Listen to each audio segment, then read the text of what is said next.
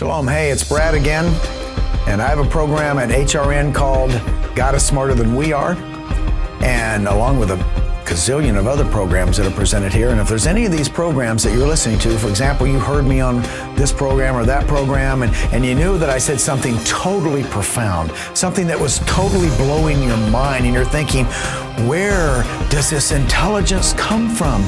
But you forgot which one is on. I'm just letting you know that you can go to the HRN marketplace and you can purchase these things there. Anything that we do is available there. Not only that, but there's books and Judaica. It's like one big happy Judaica or us place to go, so forth. So I encourage you to go to the marketplace. Thanks. See ya.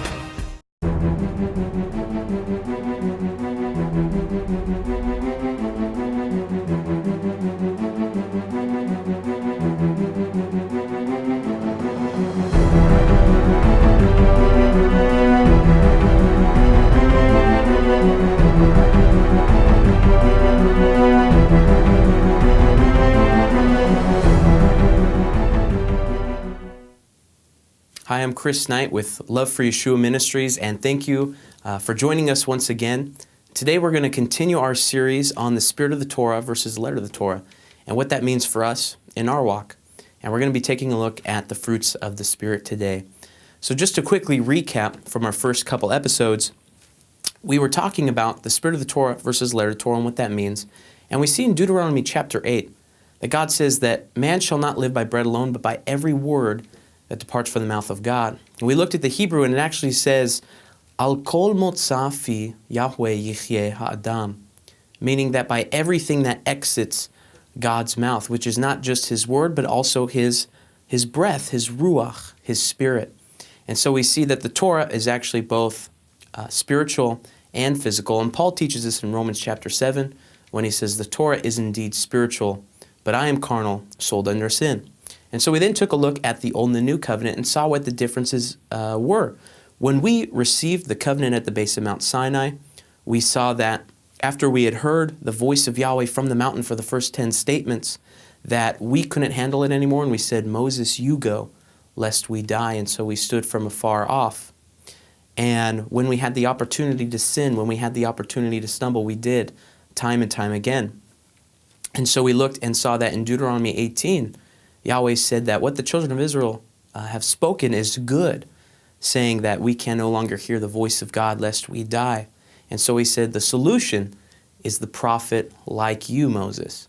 We see that Yeshua comes as a fulfillment of that prophecy, and what he brings in the new covenant is a restoration of our hearts and our minds by writing the Torah on our hearts and on our minds. And as we saw in Ezekiel chapter 36, putting his spirit within us to truly allow us to live out his commandments, to walk in his precepts, to keep his statutes. And so we see that our spirits are renewed, that we can obey the Torah both in our hearts and on the outside. And so we saw that with Yeshua, we're drawn back to God. Those of us who stood afar off at the base of Mount Sinai are now brought near by the blood of Messiah, and that improves our walk with God. It allows us to truly keep his Torah and commandments. And so we know that the law is spiritual. We saw that Yeshua say that no one can enter the kingdom of heaven unless he is born again. You must be born both of water, okay, which is your natural, your physical birth, and then born of the Spirit, having this renewal in your hearts of Yahweh restoring us back to him, bridging the gap that sin had put. And so starting today, we're going to take a look at the fruits of the Spirit, the evidence of Yahweh's Spirit truly being inside us. And so today we're going to start with the first one, which is love. So what is love? Well, in the Hebrew we have the word ahava. Ahava. And in the Greek, in Galatians chapter 5, we see that the word is agape. So let's read the verse where we see that love is the first that Paul describes as being the fruits of the Spirit.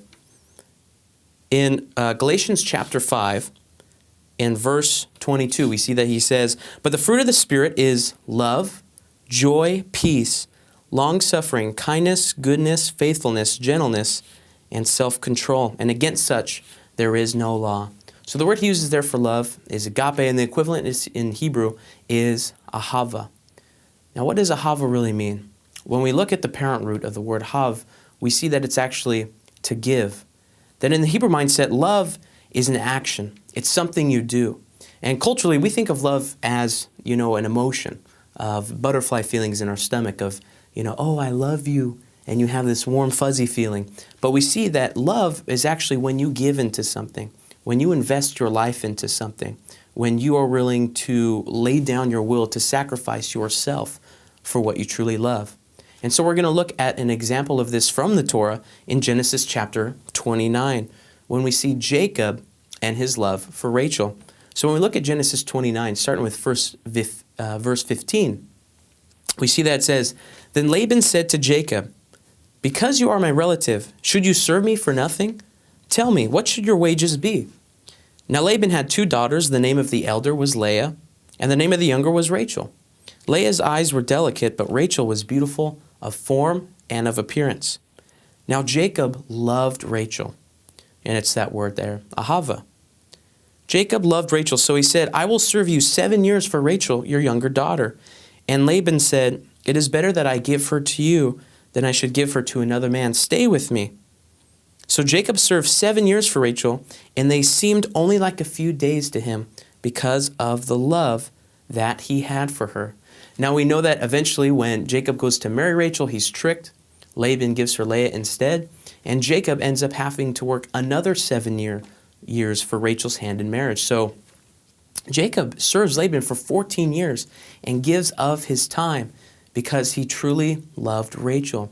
And we see, so he was willing to give, he had a heart to give, he had a heart to serve and to put that effort forth because of his love for her, and it only seemed like just a few days. The greatest example we have of love is Yeshua. And so as we look in the New Testament, we go to John chapter 15, verse 13. Yeshua says himself, and remember, Yeshua is the best Torah teacher. Yeshua is the greatest Torah teacher. And he says, "No greater love has anyone than this, than to lay down one's life for his friends." When we look at Romans chapter 5, verses 7 through 9, it says, "For scarcely for a righteous man will one die, yet perhaps for a good man someone would even dare to die. But God demonstrates his own love toward us, in that while we were yet sinners, Messiah died for us. Much more than having now been justified by his blood, we shall be saved from wrath through him." So we see that the greatest act of love is the fact that Yeshua came and gave his own life for us, even while we were still sinners, even while we were enemies of God, walking contrary to the covenant. He gave it all because of his great love for us. He laid down his life and he truly sacrificed his will. We see that again in Matthew chapter 26, looking at verses 36 through 39. On the night before Messiah gave his life, when he was about to truly fulfill the Passover and free us from the bondage of sin and death, he eats the Passover meal with his disciples. But then he goes off to pray. And so we read this story in Matthew 26, and it says, "Then Jesus came with them to a place called Gethsemane and said to the disciples, 'Sit here while I go and pray over there.' And he took with him Peter and the 2 sons of Zebedee, and he began to be sorrowful and deeply distressed. Then he said to them, 'My soul is exceedingly sorrowful, even to death. Stay here and watch with me.' He went a little further and fell on his face and prayed, saying," now listen to what Yeshua says to the Father. This is the night before he's giving his life for his people Israel, to restore the covenant, to bring back his people to him, removing sin, what had kept us from him, and bringing us back to the Father with the new covenant. And Yeshua says this as he prays, "O my Father, if it is at all possible, let this cup pass from me." What cup? The cup of wrath, the cup that he was about to suffer, to be mocked, scorned, beaten, whipped, and die. Take the penalty that we deserved for our breaking of the Torah. He says, if it's at all possible, let this pass from me. But nevertheless, not as I will, but as you will, he says. And so Yeshua, being the greatest example of love, we see his love in that even when he didn't feel like it, even when it wasn't easy for him, he laid down his own will to take up the will of the Father in obedience to him. And likewise, love for us should be something to where it's not about how we feel. It's not about what makes us warm and fuzzy and feeling good on the inside. And it's not always something that we like to do. Whether it's in marriage, whether it's in friendships, you don't always feel like loving someone. I don't always feel like, loving some of my friends or loving my parents. Sometimes you might get upset.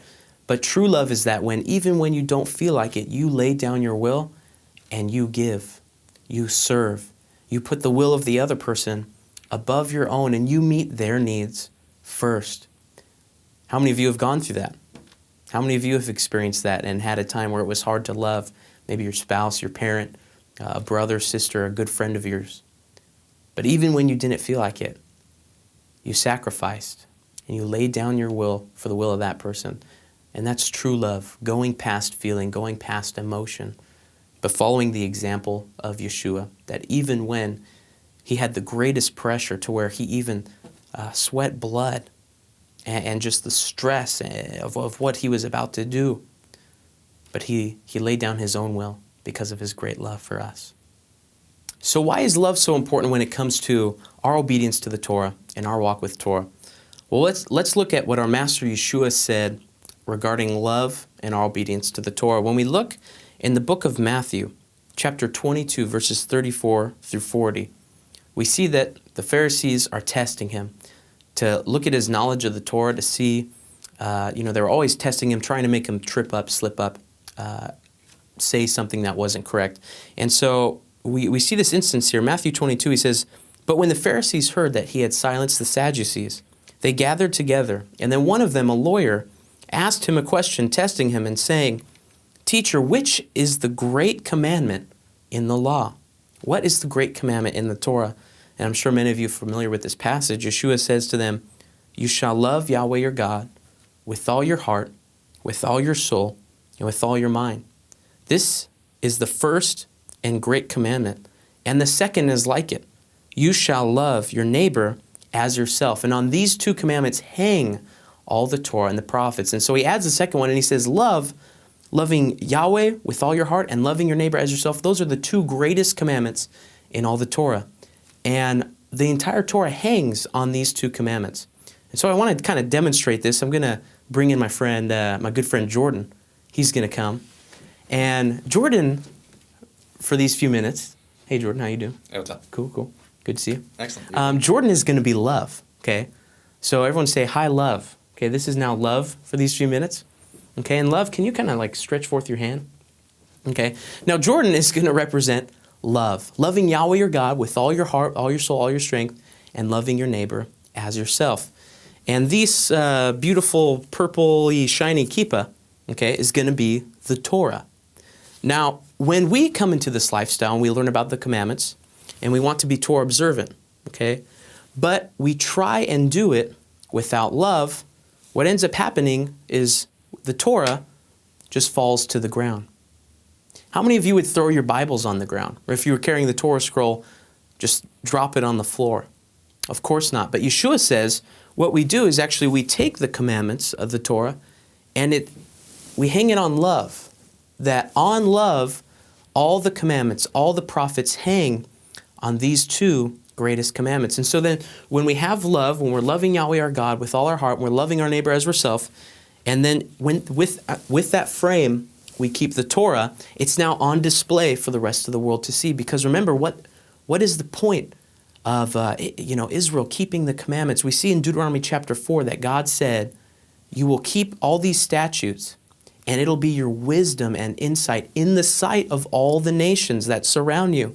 And we know that Yahweh strategically placed Israel in the middle of world powers of the day so that they can be seen by all the nations, so that they could be a representative of what it's truly like to live for the God of Israel, of what that lifestyle of following Him is all about. And so when we have love and we keep the Torah on that framework, it can be on display for all the world to see. But if we try and keep the Torah without love, it just falls to the ground. Likewise, if we just had love here and no Torah, there would be nothing on display. How many of you would have a coat hanger with no coats? Or just put a bunch of nails in the wall without hanging any pictures? We need both. We start with love, okay, as our frame of giving our will to God and to those around us. and then keeping the commandments on top of that. Thanks, love. Appreciate it, man. Absolutely. Thanks, man. So we see that our life of Torah should be hanging on the two greatest commandments, which Yeshua, our King, our Master, taught us was love. To put Him first, to put our neighbor first. So what does it mean to love God? What does that actually look like? Because we can talk about that all day. We could talk about that for, these next few episodes. But what does it actually look like when we put it into action? Well, we see in John chapter 14, verse 15, that Yeshua says, "If you love me, keep my commandments." Remember, what was Yeshua's form of love? He laid down His own will to obey the command of the Father. Even to the point of suffering and death, He was willing to obey His Father's voice, to do everything He heard Him do.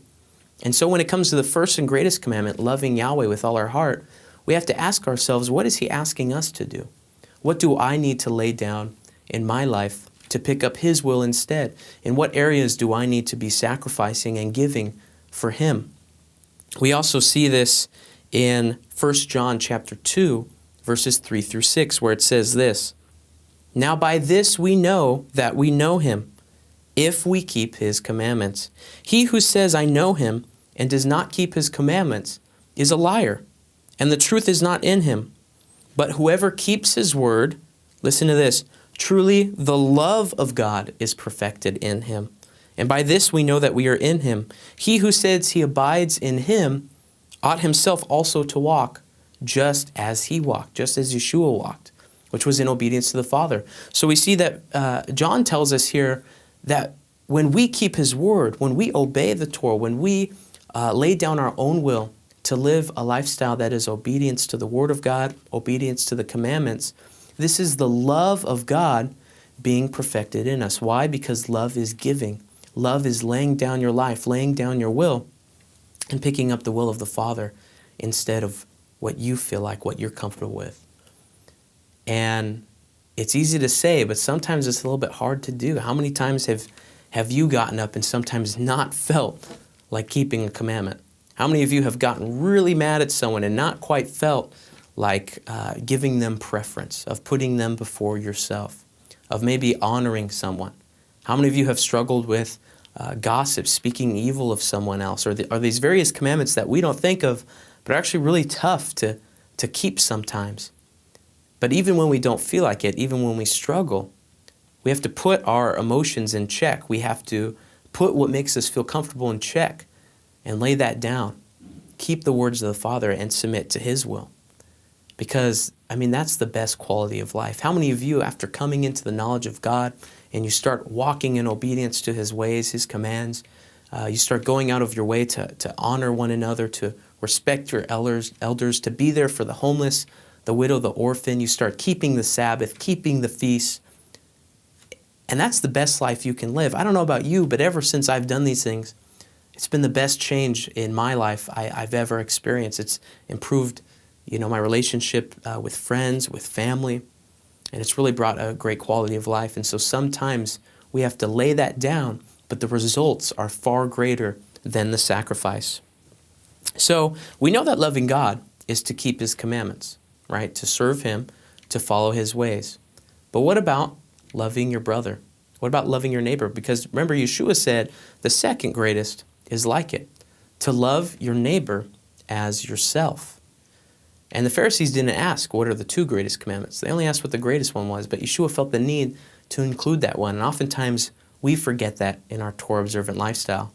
Sometimes we love serving God, putting Him first and keeping His commandments, but we're not as big of a fan as loving each other and laying down our lives for one another. So how do we do that? Well, let's look at the book of John, chapter 13, and verses 34 through 35, where Yeshua commands us to love each other.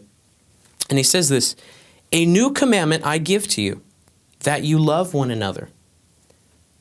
Well, what does He mean, a new commandment I have given to you? We know that the commandment to love one another is in the Torah, and Yeshua quoted it from the Torah, from Leviticus chapter 19, "You shall love your neighbor as yourself."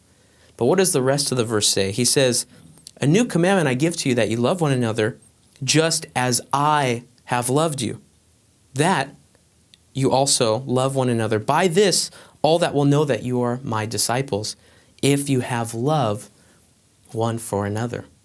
So Yeshua says, this is a new commandment because I'm just not simply asking you to love your neighbor as yourself. I'm asking you to love one another as I have loved you. And he gave his entire life. He sacrificed himself even to the point of death. And he says, the same love I have for you, have for one another. And he adds on top of this, by this will people know that you're my disciples, that you follow me, because you're laying down your life for one another. Another instance we see on love is here in the book of 1 John chapter 2, verses 9 through 11, where it says this, he who said he is in the light and yet hates his brother is in darkness until now. He who loves his brother abides in the light, and there is no cause for stumbling in him. But he who hates his brother is in the darkness and walks in the darkness and does not know where he's going because the darkness has blinded his eyes. Well, what's light and what's darkness? We see in the scriptures constantly that the Psalms and other passages refers to the Torah as being light, right? Your commandments are a lamp and the Torah is light. But here, John tells us that when you are hating your brother, you might think you're living a Torah-observant lifestyle, but actually you're not. You're walking around in darkness. Because like we saw the example with the hat, you can't live a Torah-observant lifestyle without hanging on love, or else the Torah falls to the ground and isn't on display for the nations to see.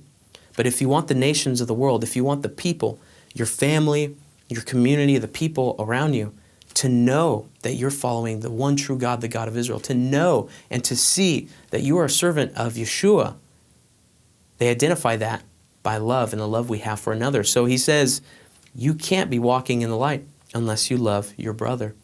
We see just a couple chapters later in 1 John chapter 4, verse 11, it says, beloved, if God so loved us, we also ought to love one another, just like God loved us. And then finally, if we take a look at 1 John chapter 4, verses 20 through 21, we see that it says this, if someone says, I love God, and yet hates his brother, he is a liar. For he who does not love his brother whom he has seen, how can he love God whom he has not seen? And this commandment we have from him, that he who loves God must also love his brother. So we can't stress enough the importance that we see here in the scriptures of loving our brother. And what does that mean? What does it look like? Well, anyone who reads through the Torah portion should easily be able to pick up that most of the commandments are geared towards looking out for one another, on putting each other before ourselves. But as we looked in the first couple episodes, we looked at Isaiah chapter 1 and the rebuke Isaiah had against the nation of Israel. We see that they were keeping the Sabbaths, the festivals, the sacrifices, but yet weren't seeking justice and were kind of trampling on each other, weren't truly loving each other. They weren't taking care of the orphan or the widow. But when we look at the Torah, we see that most of the things are geared towards being there for one another. For example, the commandment that if you build a 2-story building, you need to make sure there's fencing around the roof or any balcony. That way, if someone's walking up there, they don't stumble and fall off and lose their life. That's geared towards you looking out for the well-being of someone else. Or how about the commandment in Leviticus 19 to not stand aside while your brother's blood is being shed?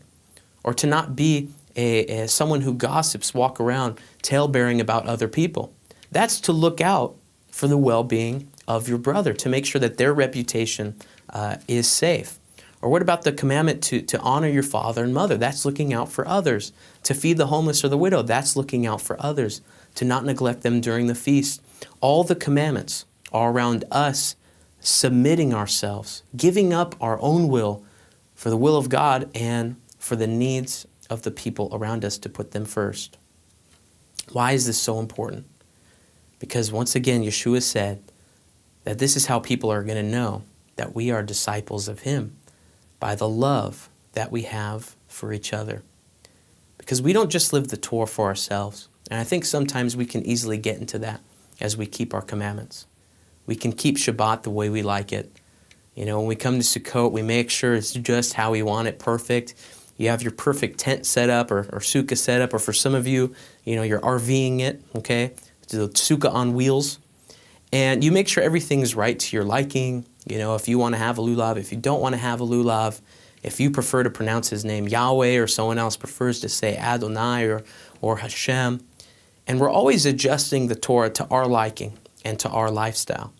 You know, do we light the candles? Do we not light the candles? Do we have service on Friday nights or on Saturdays? Do we sleep in? And a lot of times we can get in that routine where Torah becomes about us, about our relationship with God. We keep it because it blesses us, right? And we want to be blessed, and we want the prosperity and the beauty that comes with the lifestyle of Torah. When in fact, Yahweh loves the whole world. And He's trying to restore the whole world back to Him where sin had separated us from our Father. And He says, I'm going to do that through a people, the people of Israel. And through our obedience to Him, through our service to Him and keeping of the Torah and the commandments of God, He says the nations are going to see you. And they're going to see that something's different about you. And they're going to see the light that is in you and say, well, what nation has God so close to it? As Yahweh our God is close to us. What great nation has such awesome statutes and such a perfect Torah as this nation before us? They're going to see that our lives are different, that we live differently. And through that, we are going to bring the nations to the light and to the knowledge of God. And so the Torah actually has a very specific function and purpose. And that's restoring us to Him through pointing us to Messiah, pointing us in His ways, in the way we are to walk. But when we keep Torah for ourselves and we hide ourselves off in a corner and we make it about us and how we want to keep the commandments, we truly don't fulfill the mission and the purpose of why He gave us the Torah, which was to be the example for the rest of the world, for the other people, to completely give our lives to Him. That's what it truly means to be a nation of priests, a kingdom of priests, a holy nation. I mean, we see that verse and we talk about that. We talk about how we're to be the kingdom of priests. But what did the priests do? Notice that the priests, really, they gave up everything. They had no inheritance of land, among the children of Israel. They didn't have their own portion in the physical, in the natural world of all these herds and harvesting and fields. They gave up their physical inheritance, their portion, to give their entire lives to the temple service, to serving God, but also to ministering to the people. Because remember, the priests really met the needs of the people. Anytime you would go to bring an offering, you would have to go to the priest.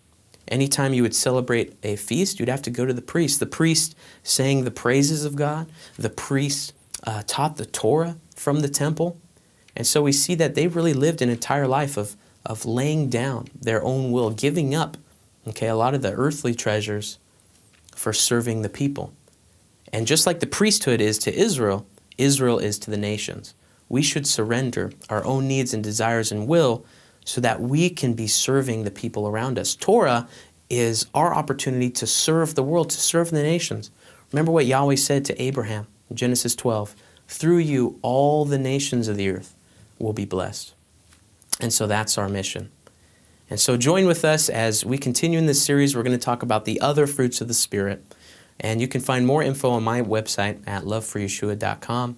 But join us again on HRN as we cover the other fruits of the Spirit and how it relates to our walk and our lifestyle of living Torah and how we should truly live the Torah with both the Spirit of Yahweh inside us and also in the letter on the outside. Thank you. Shalom.